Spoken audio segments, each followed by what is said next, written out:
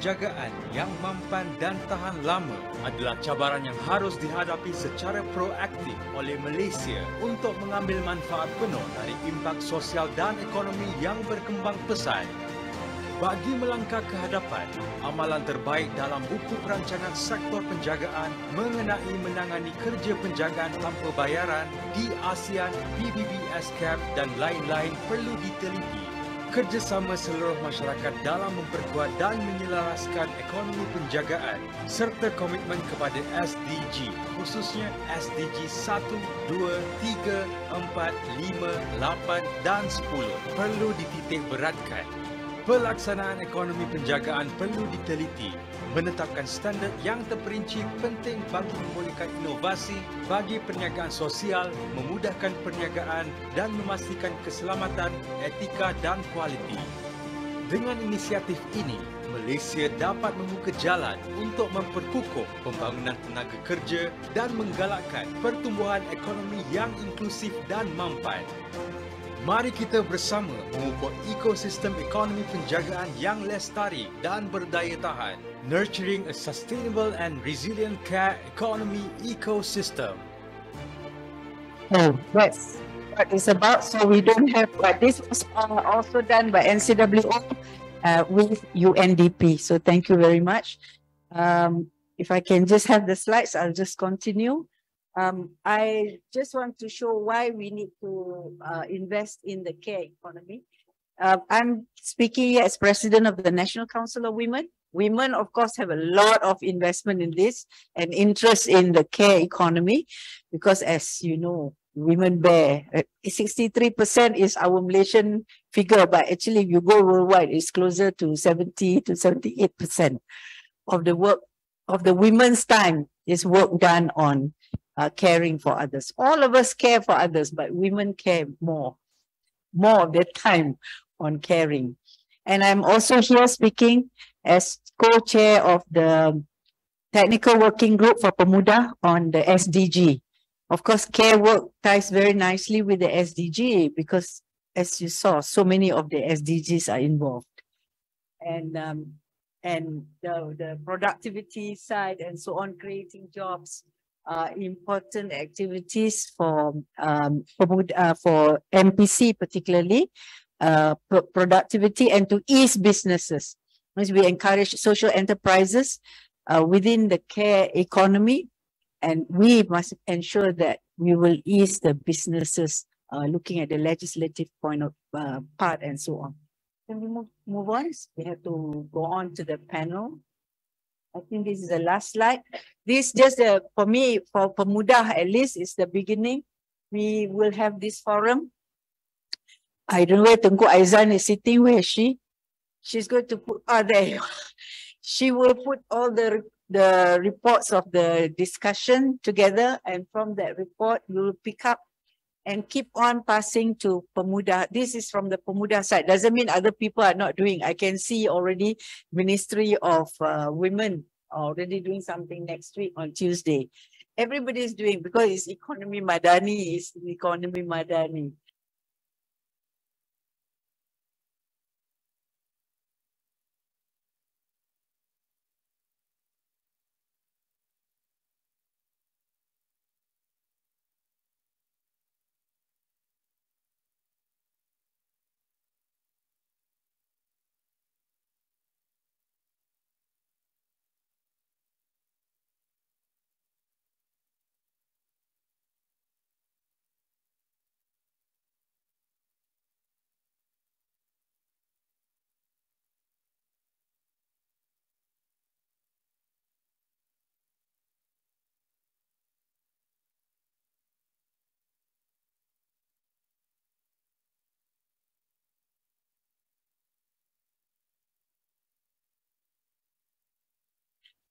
We envisage from this, there might be stakeholder consultations on policy dialogues, very important, business matching, the investor together with the enterprises, because funding the digital platforms and other innovations. Periodic reports through Pemuda, chaired by the Minister of Economy, YB Rafizi, the KSN, and one from the see this professionalization of care workers, looking at their training, qualification, regulatory reforms, adoption of technology, investment and growth of social enterprises in care work, and the national accounting of care work, and so on and so forth. These are some. So it's not this is the end. This is just the beginning, at least for Pemuda. So I think that's all. Thank you very much. Thank you, Tan Sri, for your welcoming remark.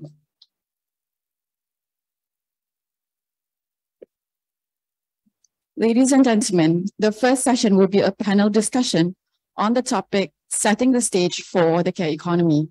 May I have the honor to invite the following panelists to take the stage on their respective seats. The first, Dr. Sharbanam Abu Bakar, Senior Consultant, A3 Advisory.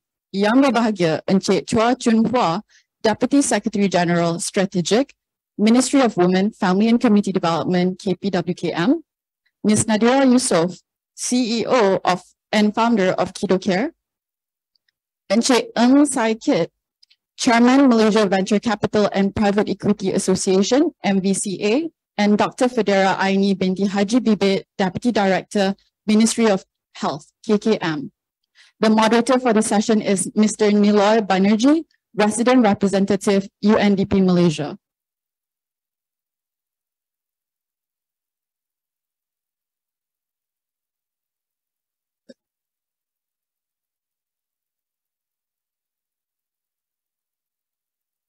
If everyone is ready, I will pass the floor down to Mr. Niloy.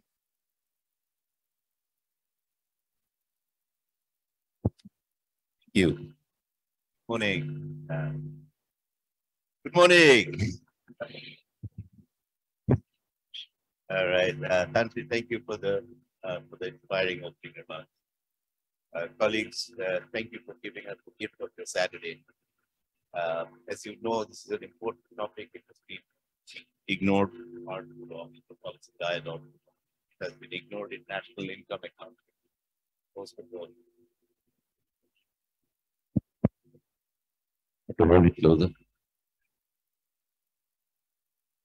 Shall I say good morning again? Colleagues, thank you for giving us the gift of your Saturday. And Nantri, thank you for your inspiring words. Colleagues, as you see, what resonates most with me, what I get a bit annoyed about is that we are all recipients of care, but somehow we forget to account for it in our national income accounts and in our policy instruments. And that for me is kind of the heart of the matter. We need to not only recognize what happens in our home, in various forums, such as hospitals, elderly care homes. We also need to actually put an economic value. There's so many things that we don't put an economic value. This one, clearly, because it's a life cycle issue, it starts on the day of her birth and it ends pass. So this is very, very important. Colleagues, I'm very excited to have a seat that we can I will be a little constrained in my movements, but let me introduce the panel that's here. It's a good mix of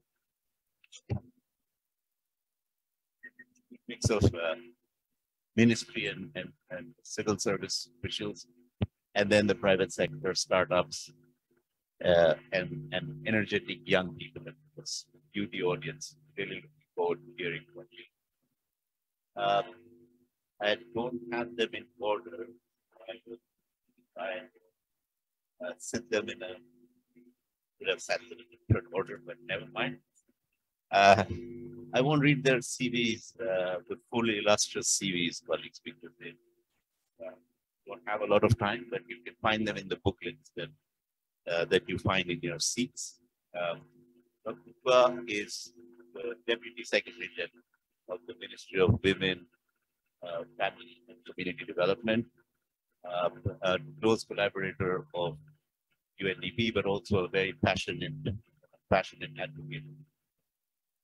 Dr. Federa, your hand, say hello, is a Deputy Director in the Ministry of Health, And when we had a prep call, she kept saying, "I'm on the regulatory side." So, but you will hear a very interesting perspective.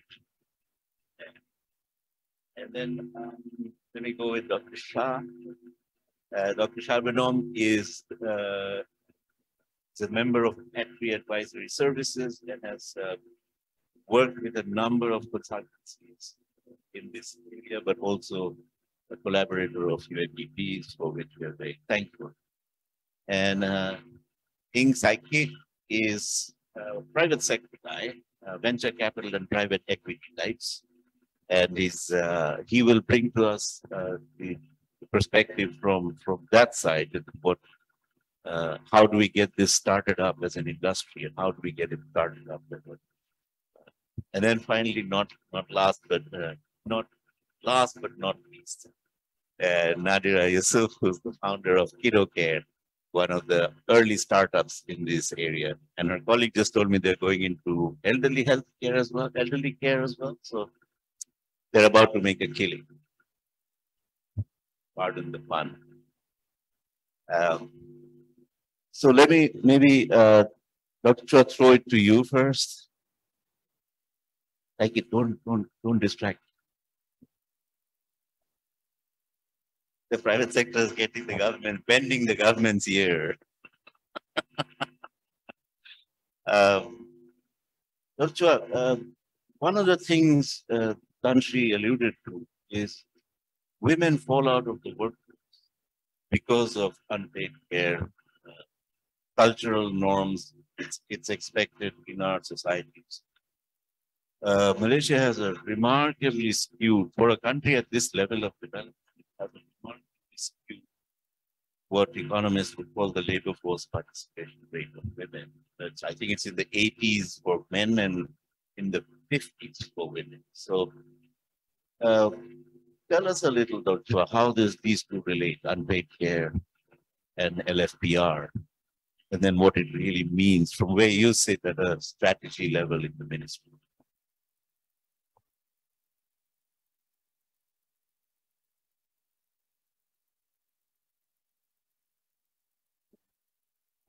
Right. No, it's okay. Got it done. Okay, thanks, Mr. Banerjee. I think just now Tan Sri has said the stage kind of thing. I do have some slides, but I don't know whether the slide is available or not. Because we need to look at the figures and we see the whole scenario kind of thing. Hang on. I think my slide is all on data. I think start with this. Yes, yeah. So again, we are talking about enrollment rate. Okay, as you can see, women somehow in education is doing at every level, yeah, middle, high school, tertiary are doing better. And in fact, for tertiary is doing even more than 10%, and for very long time period. Yeah, so we are talking about consistently, structurally, women has been doing better in education. Yeah, so this is the first information I want you to have first. And then second slide, please. Okay, then talk about second slides. While women is doing better at all level, yeah, we are talking about be it tertiary or even secondary or even technical. If they are doing better, then if they are not in the workforce, so what that means to the government? Yeah, it's a waste of resources. We have trained our women well, and they shows that they perform well in the academic. And if we can put all those kind of ability into the workforce, that would definitely make our economy better. But the problem is, like the slide show here, it is 80%, 80.9% of male in the workforce, and it's only 50.5 for female. But this is figure of 2021. For 2022, actually it's 55.6 for female and 82.5 for male. We're talking about nearly 27% gap. Yeah, and women are not in the workforce. This is not a good indicator. Yeah, so before we even get into this care economy, yeah, put aside care economy first. We always said Asia, we are stuck with the middle income economy. Yeah, we have a bottleneck here. even if we do talk about care economy, in order for Malaysia to go further, we need to make sure that women in the workforce. It makes perfect sense. Yeah, but being said that, I need to share as well. In fact, this morning I shared with Mr. Ikram. 80%, 50%, it is a world trend. If you look at the whole labor force participation in the whole world, it always shows this kind of pattern, yeah, which is female have been always about 50 and then male is about 80 kind of thing. Some certain region would show lower level of female participation. Malaysia is like a normal kind of a stage kind of thing. Yeah, but as I mentioned just now, in order for us to go further, we need to have more female in the workforce. Sorry, just to show, I know we don't have much time. Yeah, but just now, this morning, I just read some of all these ILO reports. Yeah, female workforce participation seems to be higher at the low-income countries. Yeah, when the country is poor, people have no choice, be it you married or not married, be it male or female, you need to get into the workforce because this was survival. But once the economy goes up, when you become a middle-income country, then somehow you go down. And after that, you go up again once the economic is developed nation. Yeah. So in that sense, looking at Malaysia's situation, along the line, we know that Malaysia in the 60s, 70s, we are one of the tiger. Okay, I need to speak slightly slower because that's those once upon a time. Yeah, but after that, we are no longer the tiger anymore. Yeah. So this 50s, 60s, 70s, we are doing good. And during those days, when Malaysia is very much in agriculture, actually women's workforce participation is relatively high. Yeah, because we are, which is same pattern as whatever that's having right now as well. When the economic activity is low, everybody is involved in agriculture. Actually, the workforce participation of women is relatively high. But once when we are in the growing stage during the 60s, 70s, 80s, when we start to get into manufacturing, then therefore somehow systematically women no longer playing that much of the role in the workforce participation. Yeah, and then we start to kick in about this care, unpaid care work kind of thing, saying that because you had enough, then therefore you have a choice. That's the part we are thinking about. We have a choice, then therefore, and again, whether is that really a choice, or because of the patriarchal society that make us into that path? Yeah, so that is highly arguable. Let's go to the other slide. Okay, so that is about now I'm talking about some demographic changes. Yeah, fertility rate is declining, sharply declining. Yeah, we are talking about during our Merdeka time, 1957, with about 7.3 fertility rate. So it means every family, every so-called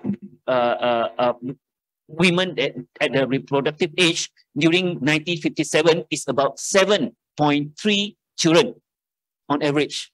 Yeah. Today we have about actually it's about 1.76. Yeah. So look at that sharp decreasing of these demographic changes. Yeah. Our younger generation is getting smaller and smaller. Yeah. We go to another slide. Okay. I want you to especially pay attention to that purple line. Yeah, this is about older persons rate. Yeah, so looking at the rate itself from 2010, now we are about 13%, 12, 13% kind of thing, and by 2030 we are reaching that 15%. And once we reach that 13%, this graph is not going to stop. It will keep increasing. Yeah, so we are talking about at the same time when the fertility rate is much lower and the older person's percentage is getting higher and higher in society. So what would that mean to our economy? That means we'll have a much smaller labor force in the future. And a smaller labor force means that our economy is going to have some certain problem in the future. And that had happened in Japan. Yeah, we've seen that. That's why they call it a 10 decades, lost decade, and then they add another 10 years of lost decade counting. And we know about this, and are we going for that? Yeah, so that's why in that sense, we are talking about when the whole labor force is shrinking, it makes full sense for us to encourage women to get into the workforce, because that's how only we can survive in the whole economic world. Yeah, am I take too much time, Balji? Should I stop here? Okay, yeah. So, looking at all this, we know that looking at the trend itself, we know that if we want women to get into the workforce, somebody will need to do the unpaid care work part. Yeah, Tan Sri have shared with us, it's about 60%. Women, it's not being fair to women in the sense they are doing a job that actually not many people likes, but yet they're not being paid. Yeah, so this is something that is very bad. How can we, in the whole society, approach government, private sector, and the people that we think of a way to make sure that this unpaid care work geared towards we monetize that whole service itself, yeah, so that you give some new breath to the whole economy itself. Let me stop here. Fascinating. Thank you. Thank you, Dr. Chua. You got the extra minute only because you're wearing a nice bucket shirt.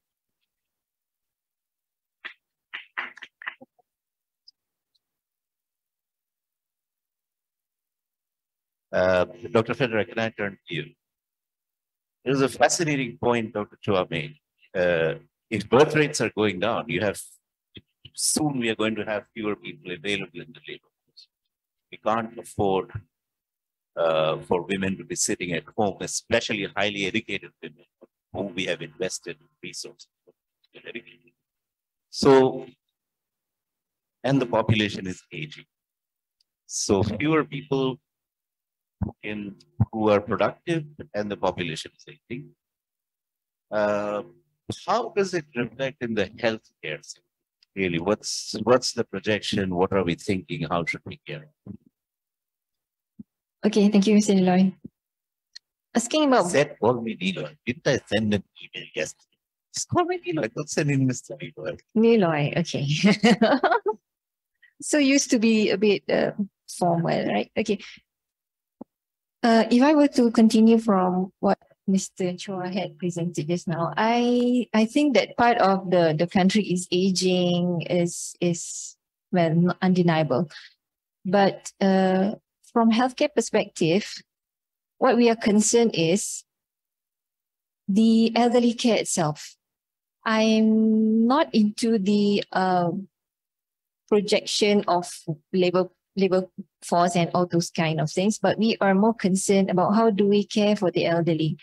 Well, for those professional care given by the medical professionals like doctors and all those, I think that is we are quite comfortable with that, even though there are still a lot of things that we can improve. But we are also concerned about the informal care on these elderlies. Yeah, currently everybody knows that as children, it's a responsibility of us to look after our parents. But the situation is changing now. Since we have to go to work, like me, and I have to, my parents are 70s and 80s. They are actually staying in Johor on their own. Alhamdulillah, they are very independent. So there will be a stage where they require some kind of assistance. So there comes our concern. And I guess, can we go to the next slide? Thank you. Thank you for being able to show this because of the last minute kind of thing. Let me go back to let me share with you some history. As Nila had rightly pointed earlier, I was a bit worried because I come from the regulatory side. So today I think I'm going to put that regulatory hat aside, giving a different perspective on this. More than 10 years ago, I'm not sure any of you here have ever heard about the National Key Economic Area labs. That was a 2 months exercise where they gather all the important people, the relevant stakeholders, to identify what are the economic areas that we can develop and which later can generate income to the country and create more jobs. And seniors living was one of it. Yeah, there were 13, I guess, if I'm not mistaken, 13 economic area identified, and seniors living was one of it, plus healthcare as one had. But I'm not going to touch on the healthcare part of it, but seniors living. There were numerous engagement done at the point of time, trying to understand what is the demand, the future demand. That was in 2010, okay? Future demand. And how do we go about with this? Is our country ready to face this situation? We are going to be an age nation, which I think it's less than 10 years from now, right? Prof is there, correct me if I'm wrong. So during the brainstorming, the operators brought up an issue of how do they make themselves comply to the rules and regulations set by the government when it comes to setting up care centers for the elderly. Because we understand that caring for elderly is not just looking after their personal needs, I mean assistance and daily needs like helping with them to eat or take medication. But most of these elderly do have some kind of comorbids. They will have the usual NCDs, you know, some of them may be demented. So caring for elderly is not the same as looking after children in the nursery, right? Because there must be some kind of a nursing component to it whenever necessary, or maybe some minimal medical care required for them, or they may require some kind of rehabilitation like physiotherapy and whatnot. So if they were to provide this kind of service, personal plus some kind of nursing care, then they might fall under our Private Healthcare Facilities and Services Act. Okay, let me call it Act 586. Those in the hospital business, they will know this very well. So actually nursing homes are regulated under this act. But according to the operators, this is a little bit too difficult for them to comply because it's a bit too high standard. For example, the requirement for nurses is like 1:4. So they say they can't comply to this. But we know that we need this kind of service, and the government cannot provide everything for them. Our resources are limited. I think Mr. Chua cannot add any more RSK, right? So we really have to depend on the private sector, private operator. They are really doing a good job. So how do we help them? How to facilitate the growth of this business? And at the same time, they are actually helping our elderly and also government looking after the elderly.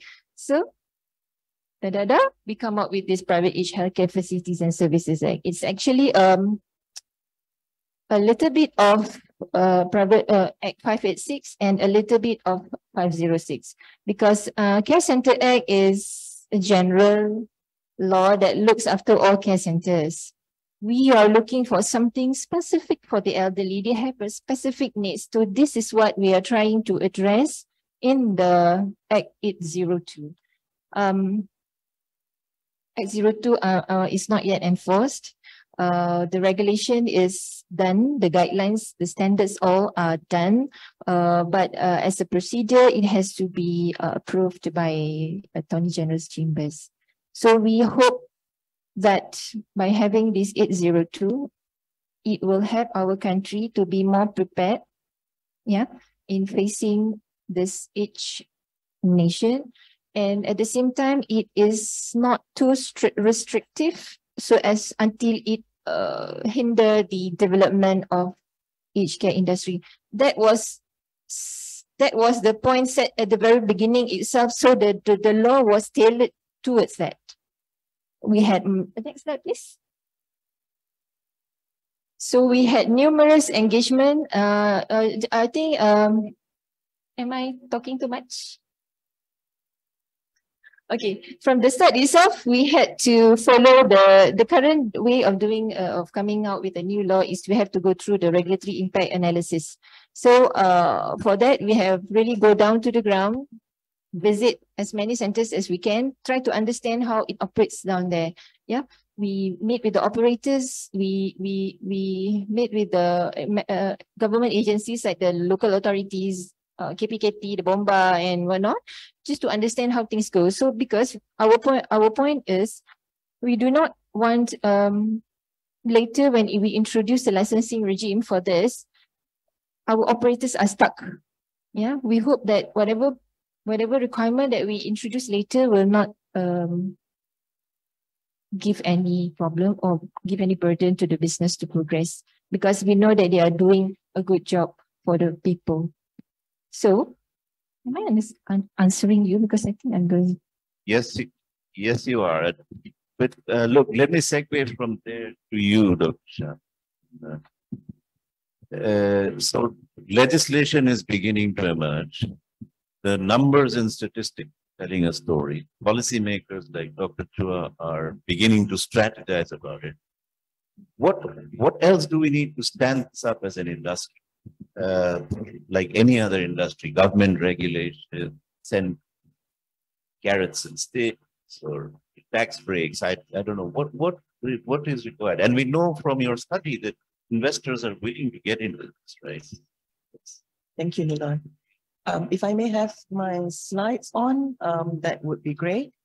As Dr. Chua has mentioned, and a great segue, as you said, from what Dr. Federa has talked about as well. Our working age population today, there are 24 million of us between the age of 15 to 64.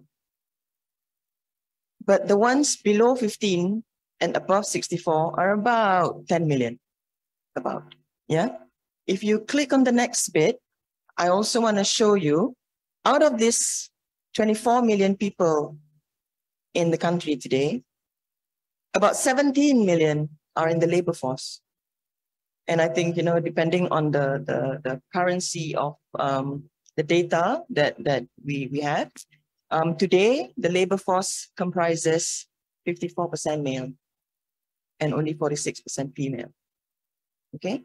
And out of that 17 million, about 600,000 are unemployed.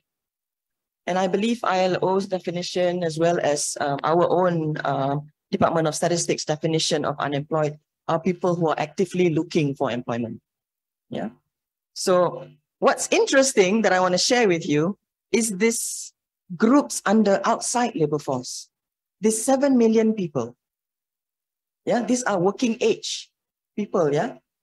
And outside labor force, we have those who are looking after family, managing the household, and we have people who are engaged in education or training. Interestingly enough, based on DOSM's data and ILO's report, 2/3 of the people doing the family thing are female. But 2/3 of those in education are male. Yeah. And I've just included the other 1 million there. They are those who retired early, those who are just, you know, doing freelancing and whatnot. But when I looked at this, I realized that this is exactly the output of the education circumstances that Dr. Chua mentioned earlier. Yeah. What I'd also like to share with you, if you click on the next slide. Now, this is very interesting because I picked this out from a Khazanah Research Institute report that was published in 2018. They were looking at this NLF ratio, basically the non-labor force population, yeah, the outside labor force figure looked at just now, the ratio of those people to the labor force. And interestingly enough, if we do nothing today, if we don't increase women participation in the economy today, we will continue to have 131.3 dependents for every 100 persons in the labor force. So each one of us will have at least one dependent to care for. Okay? That blue line is do nothing, business as usual. Okay? But if we focus on the SDG target of 2030, if we do something about SDG goal 5, yeah, we can potentially bring it down to 93. So just maybe 7 persons can really focus on contributing to the economy. But if we stretch it further, to the 2050 target, we will bring it down to 86. So I've done a little bit of industry development work in my career, and I've seen that a lot of the efforts have got to start with talent. Yes. Of course, we need the policy framework. We need the training. We need the infrastructure. Yeah. And some of these are already in place. We need the recognition that women participation in the economy has been indirect for the longest time. If you go to the next slide, I just want to make a point that the services sector, for instance, is contributing almost 60% to our GDP. And one of the subsectors of the services sector is healthcare services. What we need there is care services, big and bold, huge font contribution to the GDP. So my final comment, Niloy, if you don't mind, is that we need to increase women participation, because all this while it's just been an indirect contribution. But imagine if we fix it on an industry development mode and we can account for it in actual GDP figure. Thank you. Fantastic. Thank you. Yep. Well-deserved applause. A panel this is turning out to be. I'm glad I agreed to moderate this. I'm very tempted to come to Mr. Venture but Nadira, I'll come to you first, because he was talkative in class, so he goes last. But tell me a story. Why did you set up a care service startup, and how did you get here? And actually, what would you like if you could have the ideal enabling ecosystem for your kind of work? What would you like? Thank you, Niloy. Very good morning to everyone. I don't have slides, so bear with me.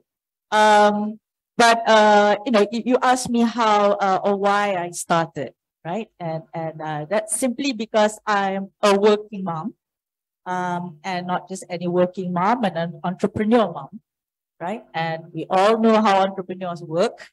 We work in unconventional hours sometimes, during the weekends, even public holidays. I needed something that works for me, right? And because I was also very active in other women's organizations, and we keep hearing things about, let's get more women into the workforce, let's have 30% women on board, right? This whole great big aspirations, right? But the core of the matter is, if we don't solve the care problem faced by women, we will never be able to get to that, right? And I agree with Dr. Sabanan, the need for us to look at talent and policy and infrastructure. So when we started in 2019, right? So we were looking at women participation in workforce. At that time, right, Malaysia only had about 4,000 childcare centers before COVID, right? But our requirement was about 38,000 childcare centers to fit 5 million children under the age of 3. That's a huge gap, right? And if we wanted to wait for the government and other players to set up infrastructure, it's going to take a lot of money, time, right? And we've got to solve the problem fast, right? So the only way we thought, I'm going to make this work because I needed that solution, was to look at how technology can enable solutions, right? But we were very mindful when we started, right? Because we're parents, we have to make sure that even if we come out with a solution that works for us in terms of flexibility, but we have to ensure first and foremost the safety and security, the quality and the trained talents. And that's why we put all these things together, right? Building a platform using technology to match the caregivers with parents and allowing it to be flexible so that it can reach out to as many parents with different requirements and different needs, anytime, anywhere, was the promise, right? But at the same time, people coming into the service, the talents providing the services must also be qualified, right? But our service is business unusual, because we're not the conventional childcare centers. We were a matching service, right? So there were no policies and regulation looking into us. The likeliness of our service, or the most alike, would be maid services, in which it is also not regulated, no policy governing it, right? Getting just anyone coming into the house. Now, we wanted to fix that, because we wanted to make sure that anybody who were to stay with a child must have the capability, must have the capacity, must be trusted. So we put all this in place. We have to make sure that they are trained, they are background checked. We put them through psychometric assessment. So many women want to join us because it gives them flexibility of time and be able to make money. But at the same time, the barrier into entry is actually very high. So we wanted to make sure anyone entering a house, working with women, are indeed qualified. Sorry, working with children are indeed qualified. So that's why we started, because we wanted to solve this. And being entrepreneurs, we wanted to make sure that we do something about this with the resources that we have. And back to your last question, that was The ideal policies, incentives, regulations, said entry barriers of money. I would look into, many different things. Number one, because I'm sitting, next to the guy who sits next to the money. Right? Of course, I think it is timely for us to look into providing better care services, which means we need more care services. One that is invested by the government, but also collaboratively allowing private sectors to come in and spur this economy and allow for greater solutions in the care system, right? And let's look at blended approach of financing. Let's not just depend on government's financing or funding. Let's look at how private sectors like Saikid and his gang can come in and support enterprises. Let's look into how philanthropists can come in to de-risk investment into care. Let's look at how corporate sectors can come in and provide care solutions to their employees. Let's look at normalizing care and getting men involved. And instead of just looking into, hey, let's set up childcare centers at work, right? Which is much needed, correct? But let's look at really solving the time poverty experienced by women throughout her life cycle. When she enters a job, she comes out because she's bearing children, right? And then when she comes in again, if she comes in again, as she's moving into up her ranks, going into middle management and higher management, she has to take a step back again because she has to care for her elders. That time poverty experienced by women, and corporate can come in to look at different kind of policies, not just childcare, but family-friendly work policies that also allow men to be involved, flexible working, new solutions to care, childcare subsidies, elderly care subsidies for all, right? So I can go on because I'm just so passionate about this, but I think we'll let Saikid take it from here. Saikid, you're in so much trouble. Brilliant. Well done. A very passionate panel, colleagues. Saikid, so look, Nadira and I want to start a start, and we're coming to you. She said it has to be blended. Dr. Chua will guarantee the first $1 million investment. So your investment is de-risked. Now we come to you as a VC or PE person and say, would the private sector come in? Do you see return on investment? Do you build a risk return profile? Is this something that you see going forward? Yeah, certainly. Thanks. Promise next time I'll behave.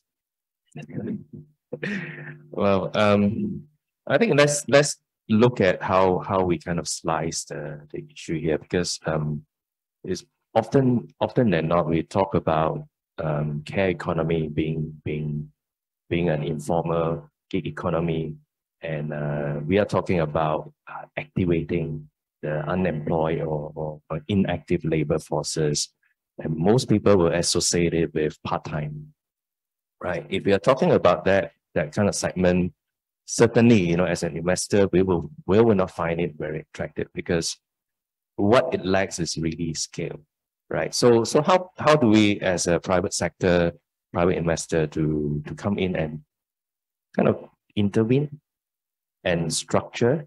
Ultimately, we like to look into how can we make this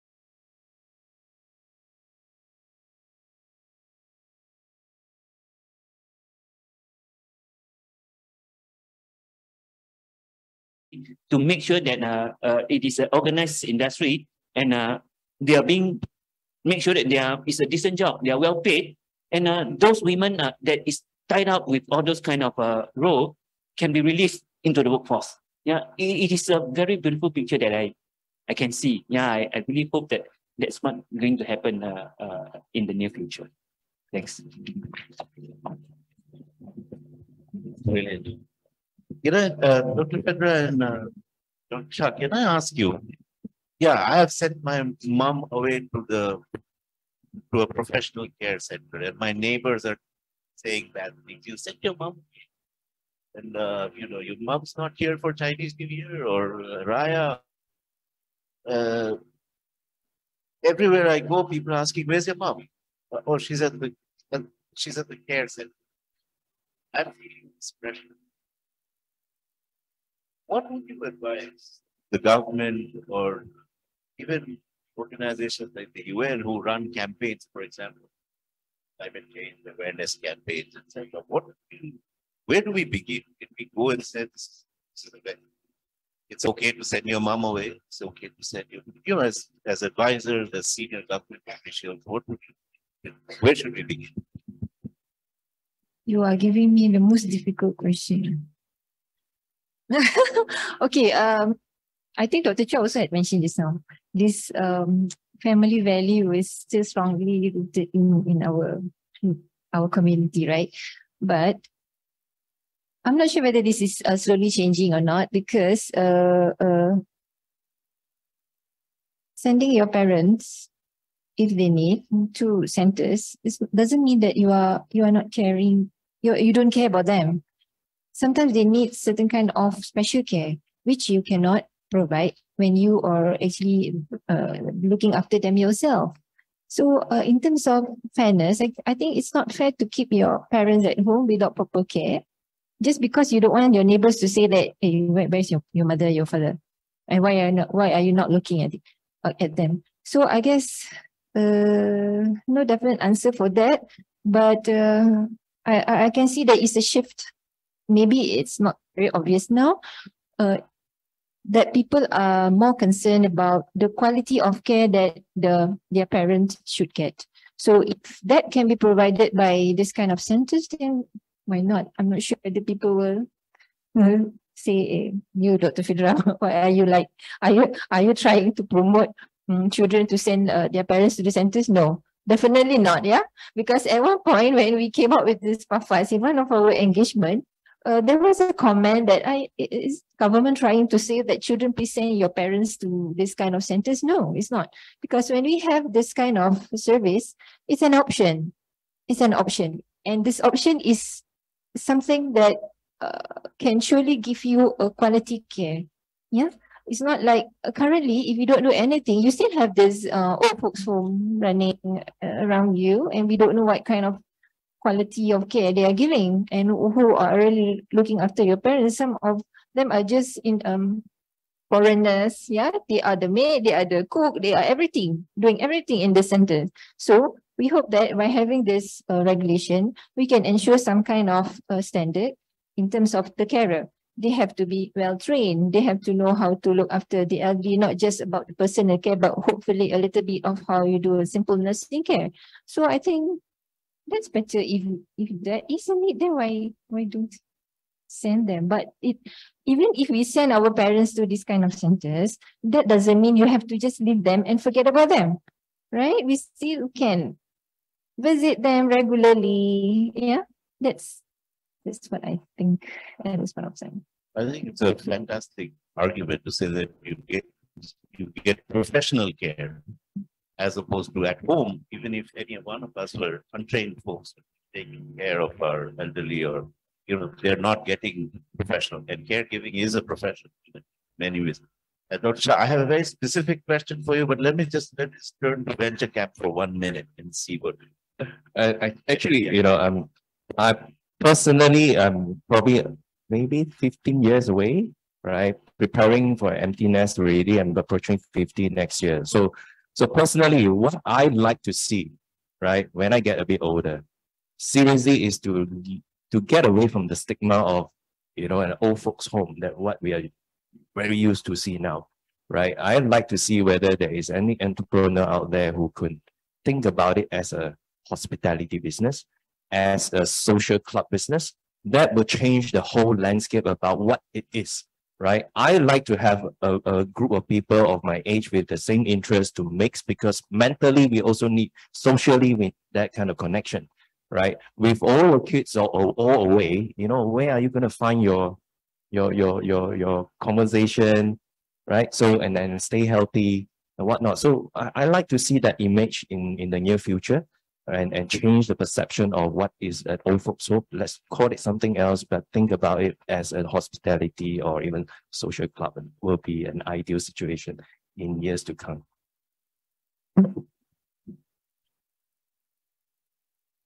We're all getting very worked up about this. This is a good sign. It's a good sign. So I wanted to add what Saikit says, and also maybe pick up from what Dr. Chua also mentioned, right? We talk about our value system, which may be different from you know, the West, right? And I think it is okay, you know, if you don't intend to send your parents to any facilities and have it at home and have them at home with you. I really think that it opens up an opportunity for us to create more employment and get more people involved in care and professionalizing and personalizing care services. And this is where government should come in and look into new ways of actually delivering care services, right?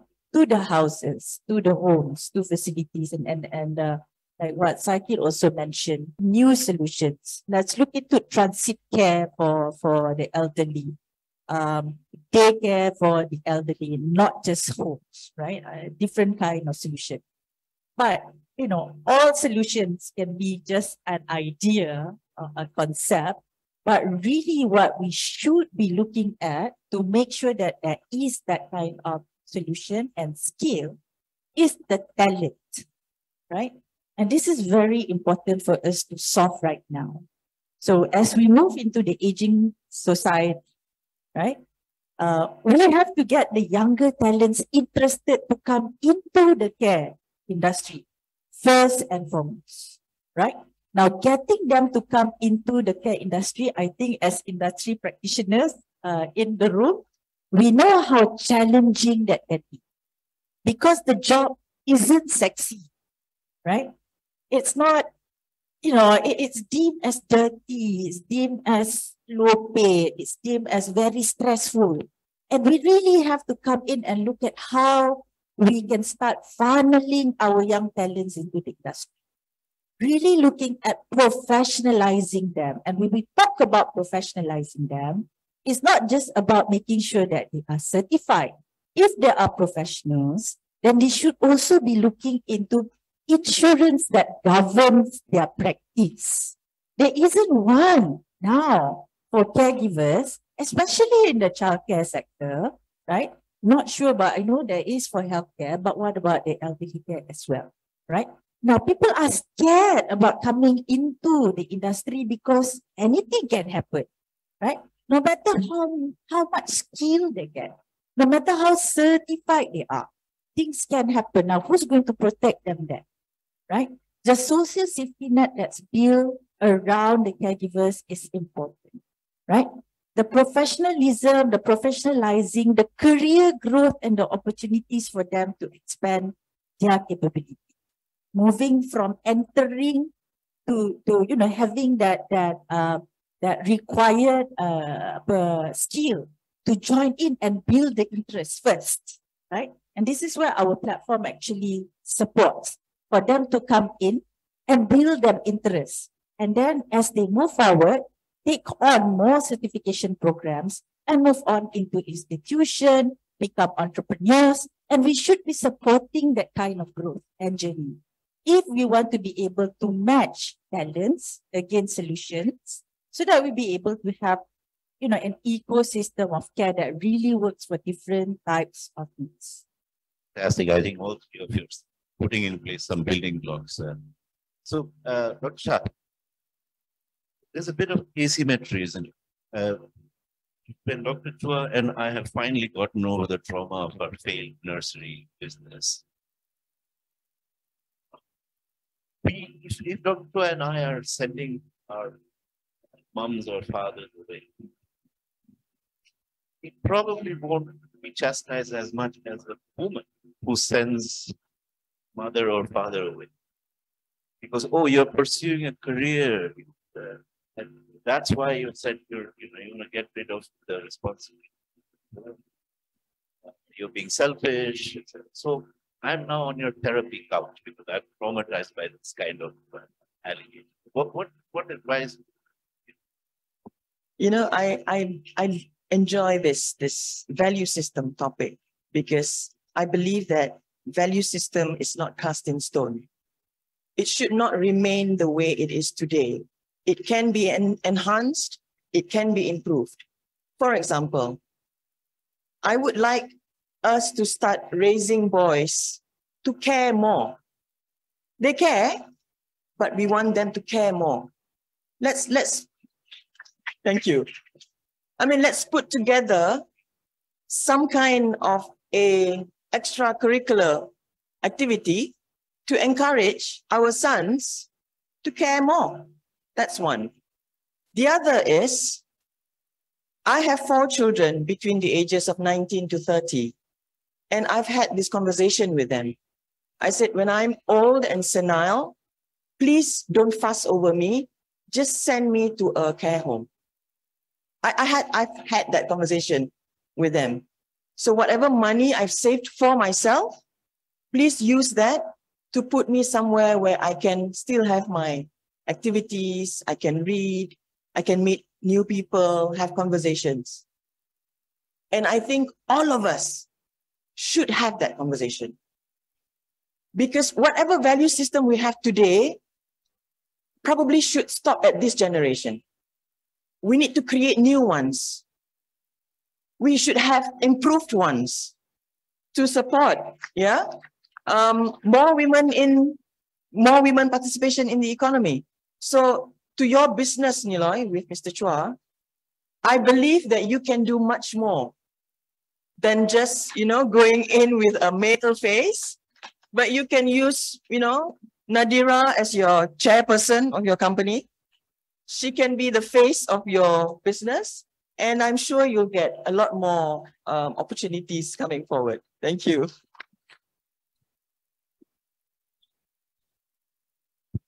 Fabulous. Thank you for also sharing such a personal story. I think this Sunday I'll be writing my will as well. Colleagues, we could go on. As you can see, we're only getting warmed up. There's a fantastic presentation coming up. So I would please once again ask you to put your hands together and give this wonderful clap.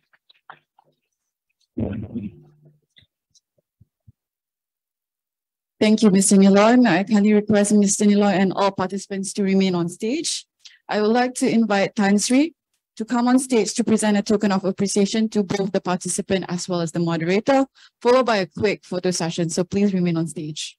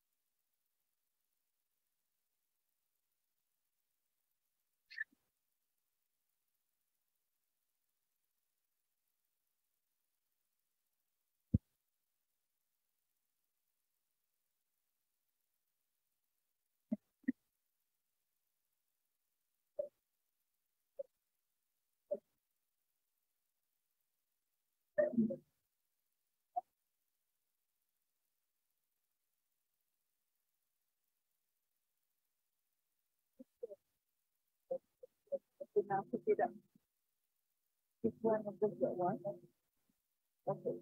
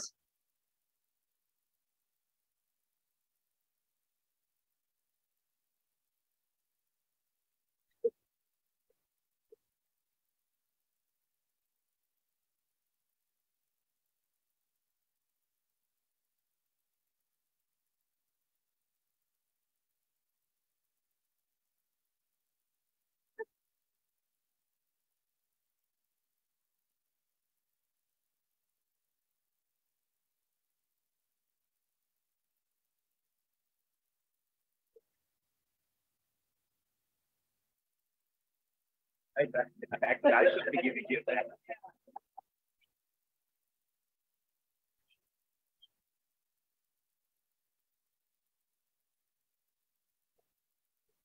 Ladies and gentlemen, let's give another round of applause to Ms. Sinilo and the panelists. Certainly an insightful first session that we have. The TL, sorry, they're continuing with the photo session, but while they're taking a photo, the TLDR from the conversation that they had earlier was women have to do it all. However, on a serious note, echoing back to some of the panelists, on the importance of normalizing care economy for men as well as generalizing it to society, talking on the value system. Aside from that, comparing this time last year, the conversation was predominantly on childcare. We certainly have a growing interest within the elder care, and I hope that we can soon start the conversation on other demographic between the other needs of care.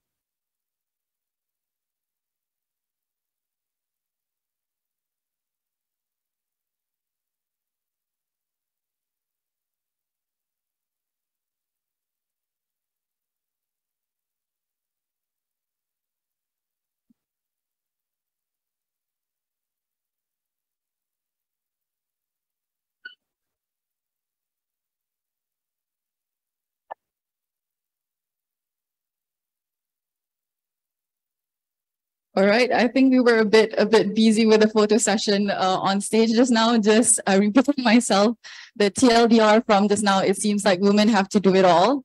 However, on a serious note, echoing back on the panelists on the importance of normalizing care economy, not only for women, but for men as well as the general society, talking on value system.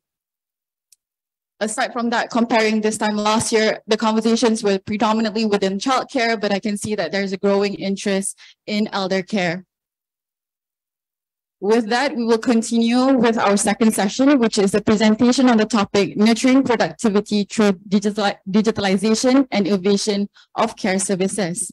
May I invite our three presenters,